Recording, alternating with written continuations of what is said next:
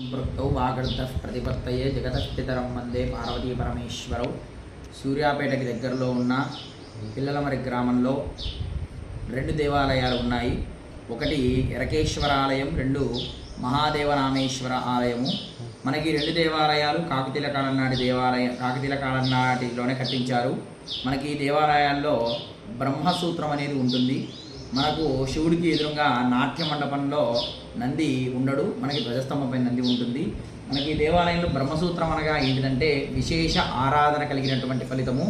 విశేష ఆరాధన కలిగిన ఫలితం అంటే మనము ఒక్కసారి శివలింగం మీద పాలు పోస్తే 100 సార్లు పోసిన ఫలితం అనేది మన దేవుడికి, మన బ్రహ్మసూత్రానికి శివలింగానికి పోస్తే వస్తుంది. మనది ఎలా అంటే మామూలుగా మనం ట్రాన్స్ఫార్మర్ మీద కొన్ని గీతలు ఉంటాయి. ఆ గీతలు దేనికి సంకేతం అంటే ఈ ట్రాన్స్ఫార్మర్ ఇంత పవర్ని కలిగి ఉన్న సంకేతము. అదే శివలింగం మీద అలా బ్రహ్మసూత్రం అనేది ఉంటే ఆ బ్రహ్మసూత్ర కలిగిన శివలింగం అనేది పవర్ అనేది అనంతం.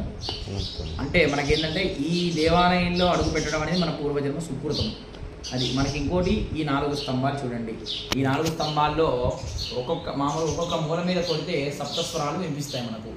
ఒక్కొక్క చోట ఒక్కొక్క డిఫరెంట్ టైప్ ఆఫ్ సౌండ్ అనేది వినబడుతుంది. 100 రూపీ కాయిన్ తీసుకొని కొడితే మనకు వినబడుతుంది అన్నమాట. తీసుకోండి. అప్పట్లో రాజుగారు మామూలుగా ఏంటంటే ఒకవైపు మృదంగము సన్నాయి వాయిస్తున్న సమయంలో నాట్యంలో ఎన్ని కళలైతే ఉంటాయో అంతమంది కన్యలు నాట్యం చేస్తున్నప్పుడు రాజుగారు స్వయంగా వెళ్ళి అభిషేకం చేసేవాళ్ళు అన్నమాట. ఎక్కడ కొట్టాలండి? మూల మీద కొట్టండి.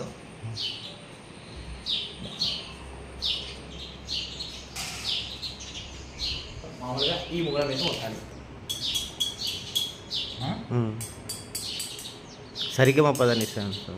అట్లాంటిదే different sounds. Corners only corners. మనకి పైనది కూడా ఒకటి వినబడుతుంది.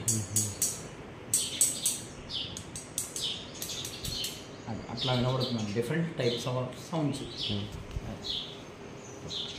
4 అంతే, 4 స్తంభాలు అంతే వినబడుతుంది సార్.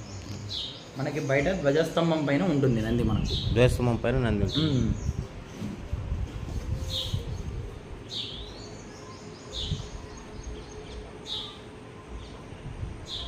365 days మనకి రుద్రాభిషేకాలు జరుగుతాయి ప్రతిరోజు. ప్రతి 365 days. 365 days అంటే ఏ టైంకి జరుగుతుంది? ఉదయం పొద్దున్నే ఇక్కడ 5:30కి జరుగుతుంది. అక్కడ ఇంకో దేవాలయంలో 6కి జరుగుతుంది.